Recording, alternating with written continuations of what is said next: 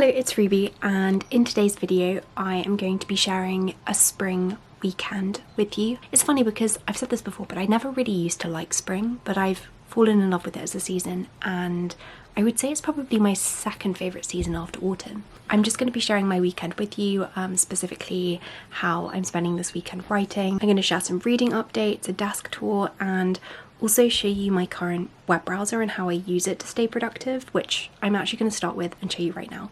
Okay, so I'm going to give you a tour of my web browser. I use Opera Air, which is a very mindful and relaxing web browser, if there's such a thing. So you can see here that I've got all of these circular key sites which have been bookmarked. I've got Gmail, Pinterest, Calendar, Storygraph, Notion, the Oxford English Dictionary, and To Do. And this is your speed dial, so you can just click and you go straight there. I also love the boost feature. Here it is.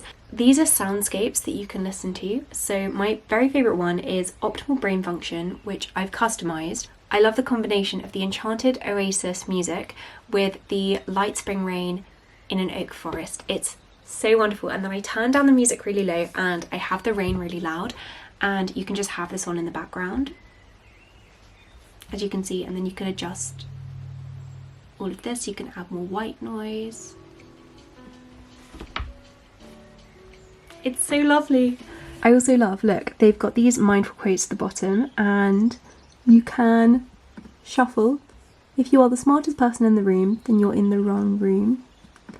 Gives you like an inspirational quote for every day, which I really like. In line with the mindfulness theme, they also have this take a break feature. This is so cool, such a cool idea. So I particularly like the neck exercise that you can do, but they have breathing exercises and all of them are just conducive for winding down, for feeling more relaxed. And it guides you through an exercise. So here you can see me doing the neck exercise one. But yes, that's Opera Air. If you want to try Opera Air and set up your own very mindful, beautiful, aesthetic web browser, then there is a link in the description box and also a pinned comment. And you can sign up completely for free and set up a lovely workspace. So I would encourage you to do that. And on the topic of workspaces, I thought I would show you my current desk setup. This is my current and very realistic desk tour. My windowsill is so wonderfully cluttered. I just love how it's brimming with personality. So here I've got these stunning flowers which were given to me. Back here is a painting that Blakeney did me. I've got this lovely statuette of a mother and a daughter, this beautiful Bramley hedge card, and also, oh, can you see that one from my mum? Then I've got my mini Paper Republic, lots of bits of flower that have fallen from this bouquet. These are some random postcards, like vintage ones. Again, Blakeney painted me this of the two of us. And then I've got some pens, I've got a lamp, more pens here. These are mainly the Zebra Sarasa vintage ones, and then in this one I like to keep the Pilot V5 0.5. Post-it notes, laptop, Paper Republic. Noah painted me this, which is just incredible. There are more flowers here. These ones are very much like crinkled and dead now, but it's so wonderful having flowers here. I've then got my mood board up here, and hanging here I've got this little star and this pumpkin that says pumpkin productivity. It's Saturday afternoon actually, and I meant to start filming in the morning so that I could share a whole weekend with you. But then I woke up this morning and I was so tired from the week, and even the idea of talking to a camera just felt like too much socialising. And so instead I'm talking to you now after lunch. But I wanted to share a slow weekend in my life as somebody who would say they're introverted. I've said this before, but I do think though that like in the last few years I've socialised more than I ever have before, and I've definitely felt that especially since starting this job. I only work 3 days a week, and yeah, it gets to Saturday after working Wednesday, Thursday, Friday, and I'm just so exhausted that the idea of socialising or doing something on Saturday and Sunday feels unfathomable. Like, I love seeing my friends and I love spending time with the people that mean a lot to me, but still the idea of like kind of doing something with a friend today just feels kind of impossible. And I think when people say that, it's very easy to jump to the conclusion that like you just don't like seeing your friends, and that you're not a good friend, and that you don't prioritize your friends in the way that you should, which is not maybe something that people say to me, but definitely something I am afraid of and something I think about, and I'm like, oh, am I not a good friend because I get drained when I socialise? But I've been thinking about this a lot over the last few years and talking about it with people who are also introverted, and I keep having to remind myself, and I'm saying it to you now as well, that it's okay to not feel like you can go out and socialise and not socialise as much as other people in your life might be socialising. And it doesn't mean you're a bad friend, and it doesn't mean you don't like spending time with your friends. It just means that your social battery maybe needs recharging more than other people's. But that's why I don't really like to book things up on Saturday and Sunday, and I thought I would instead show you what my weekend looks like this week. Things I get up to, welcoming the beginning of spring. Outside my window I can see blossom in the tree just beyond me, which is bizarre. It's actually officially the second day of spring today because it's the 22nd of March. So I am going to go out now. I'm going to go out to a cafe by myself, and I think I'm just going to do some planning and some writing, maybe some reading. I've just started the book Goodbye Mr. Chips, so I might sit and read that. But I love going to a cafe by myself. I love putting in headphones, listening to music. It's very, very fun, very nice. Anyway, I'm gonna get ready and go. I actually already have my bag packed. Preempted. This is my bag, and it's got this horrible mark on the top of it. I accidentally put this bag, which is such a lovely summer bag, I use it all the time in summer, and I put it next to this pole when I was at Vegan Fest, which was covered in like oil, and it left this really awful mark on the top, and I haven't been able to get it out, and it makes me so sad. But I also love the bag, and so I still use it even though it's been like this for 3 years. If anyone has any tips on how to get rid of awful dark oiled grease stains on cream fabric, please let me know, but I am definitely not feeling optimistic about it.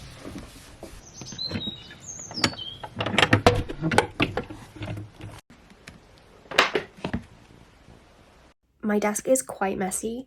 My room just keeps on getting messy.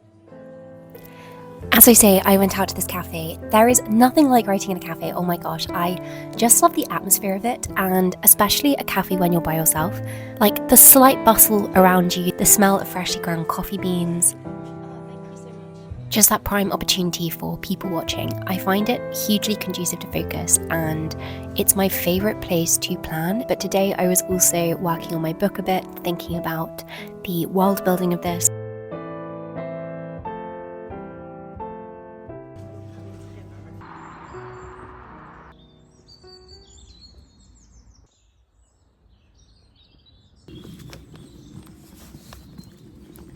I do love spring.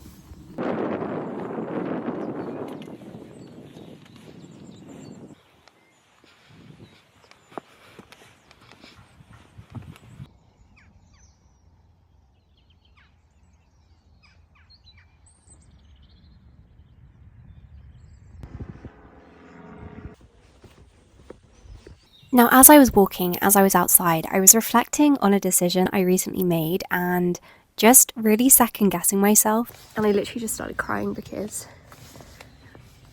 I feel like it's the wrong decision. I just worry so much about making the wrong choice, even if there is no wrong choice, and I know that there's no wrong choice. Like, I can't stop thinking that it's the wrong choice. This isn't me having a solution for overthinking, because I definitely am an overthinker, but I just want to normalise the fact that people do overthink, even if it's not always very pleasant. This was asking for clarification on whether I made the right decision, and these together very much tell me that I have made the right decision. So this card basically says that you need to trust your previous experiences and that they've set you up for what you're going to go on to do, and that you need to go out with joy and trust in yourself, which I really like as a card.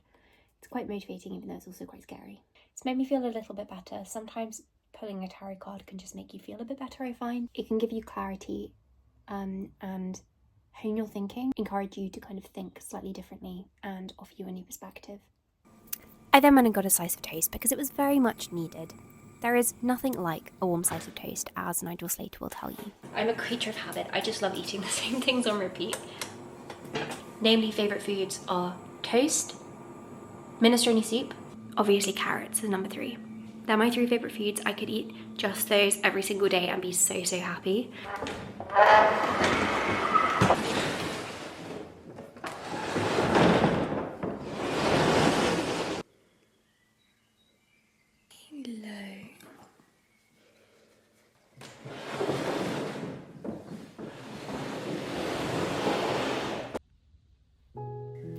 After that, I did some watch my novel. In particular, I made this big mind map of all of the key themes and subplots which occur in the novel. I just wanted to map it all out so I could very easily see everything and also see how everything connects. So as you can see, I'm making this big mind map. I'm so excited about this book and I can't tell you how much I'm loving working on it. I feel like it's constantly on my mind, and that is always the most fun thing when you're doing anything creative.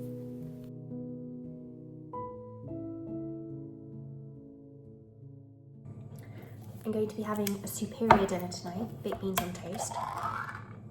Actually, I say baked beans on toast, I mean baked beans next to toast, because otherwise the toast gets soggy.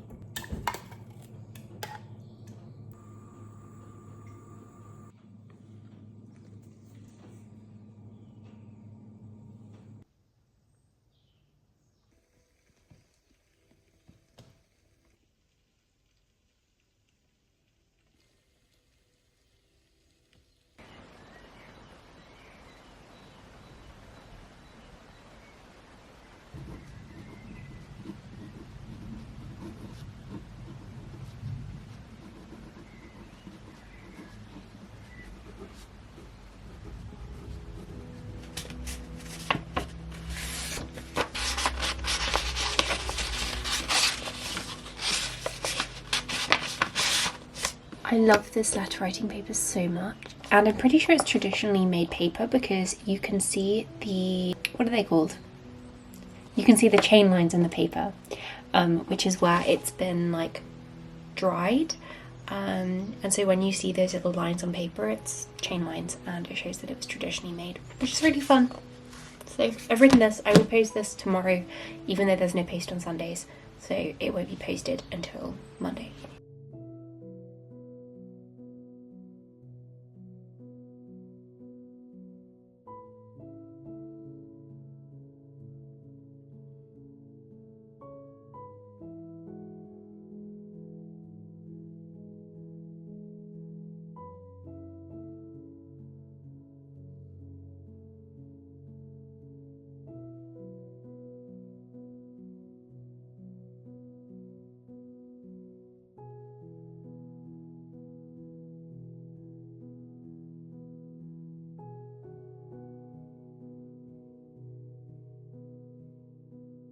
I'm gonna put on some of this cream. This is so old. I think I got this when I was 16. That's actually terrible. It's about 10:30 and I'm gonna get into bed. I'm gonna start reading Goodbye Mr. Chips, which is the book I mentioned earlier. Somebody recommended it to me I heard somebody talking about it online and it looks really good. It's, I think, from like the 1970s or 1980s, and it's about this teacher who's leaving a school that he's worked at for a very long time, and it's all of the boys saying goodbye to him. My glasses are also falling off.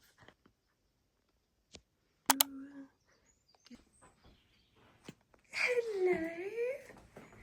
Hello. Hello. Do you want breakfast? Do you want breakfast? Yummy, it's breakfast time!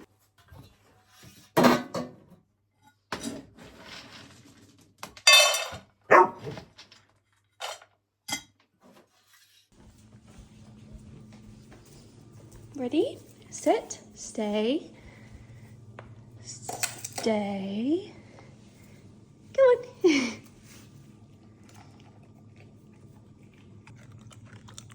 on.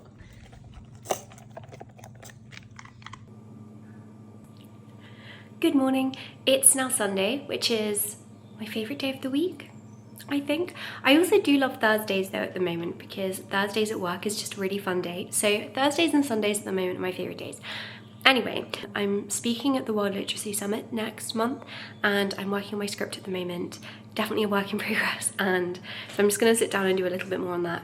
I'm also going to get myself a coffee or a matcha. I don't know. This is empty.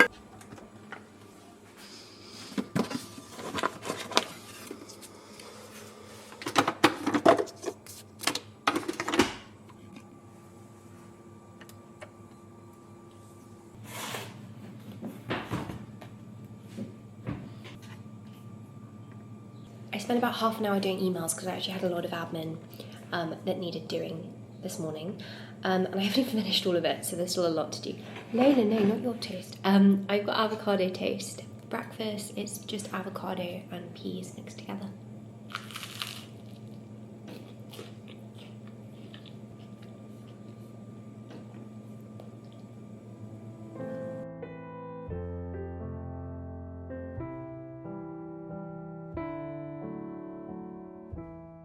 It's been just over an hour and I've written a second draft. Some of it's quite scrappy still, so I think it would be more useful to come back to it with fresh eyes. I think I might actually go on a walk. Okay, my phone is out of charge. And I've had to put it in rice because when I tried to charge it, it said liquid was detected, which is really strange because my phone hasn't got wet and it's not wet and the charging cable's not wet. So I'll read here while hopefully that fixes itself and then I'll go on a walk.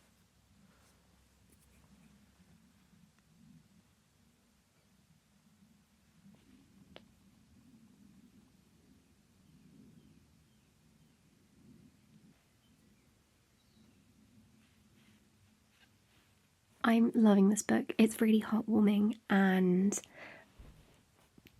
I don't know, Mr. Chips is a great character. He's like the caricature of an English schoolmaster in the Victorian period. And I love how you see him softening over time. So he starts off very hard in his methods and very strict, and then slowly he mellows, and it's just so lovely. It's like telling the story of his time as a schoolmaster because he stays at the same school for 50 years.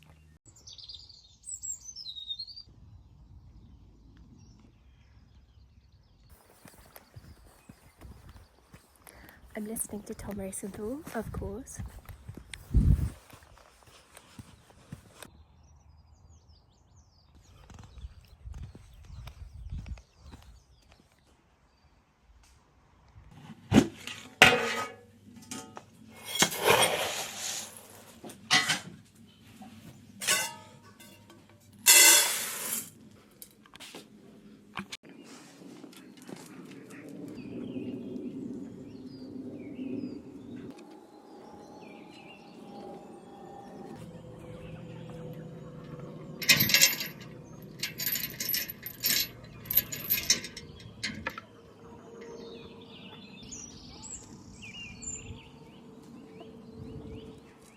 White is probably not the best colour to go into a cheek.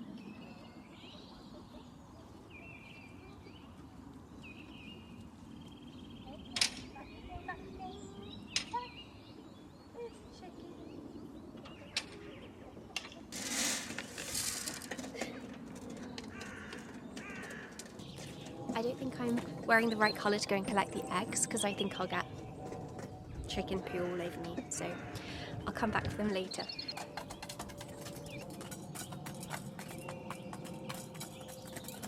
So I'm now going to do some writing. I've got myself a mug of Russian caravan tea and I've got Opera up with all of my tabs needed.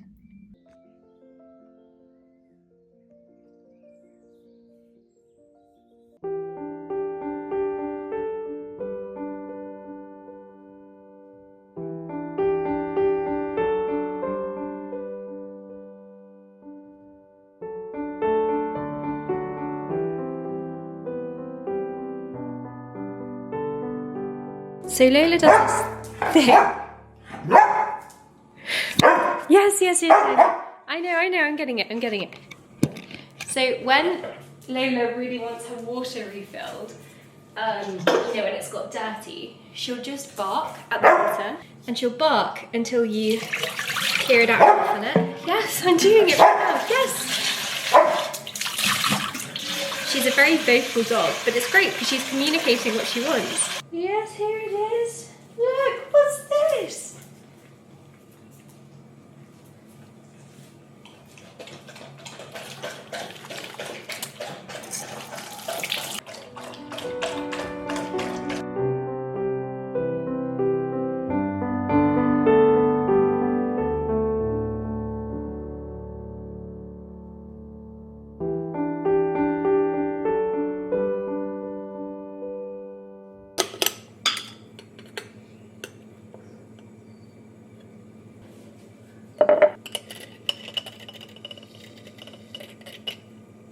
That definitely needs new batteries. Oops.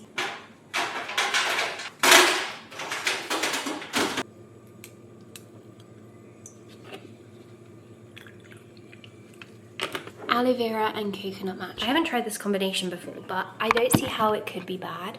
Like, in what world could this be bad?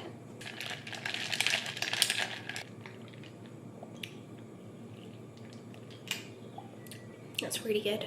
The aloe vera is just the best sweetener for that.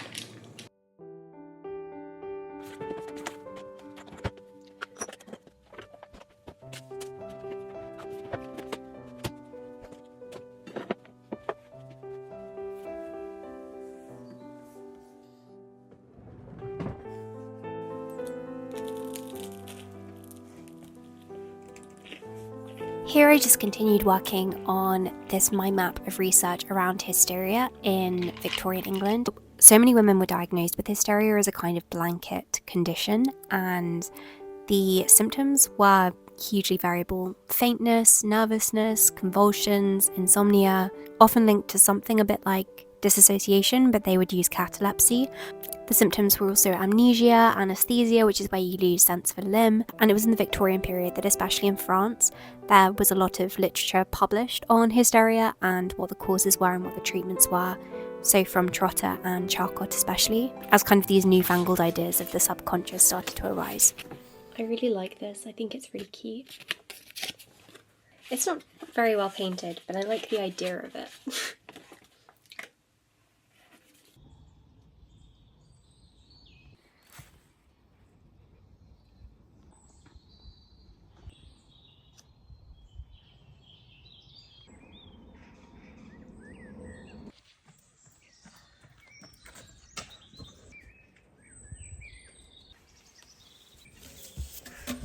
You posted. No. Not for you.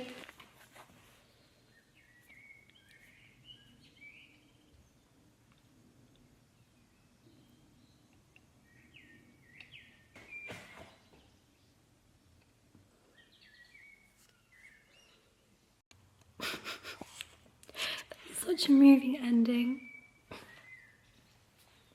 I'd highly recommend.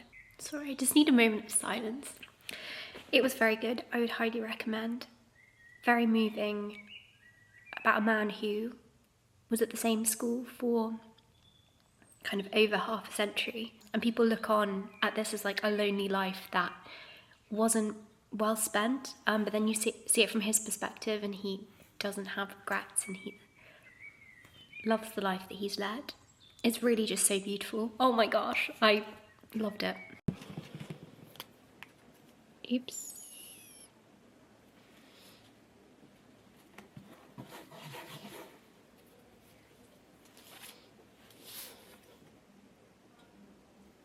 I'm so worried that I'm gonna get ink on me. Okay.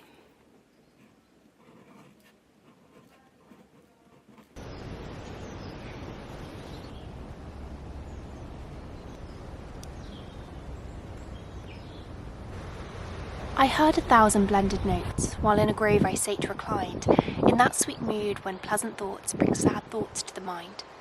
To her fair works did nature link, the human soul that through me ran, and much it grieved my heart to think what man has made of man. Through primrose tufts in that green bower, the periwinkle trailed its wreaths, and 'tis my faith that every flower enjoys the air it breathes.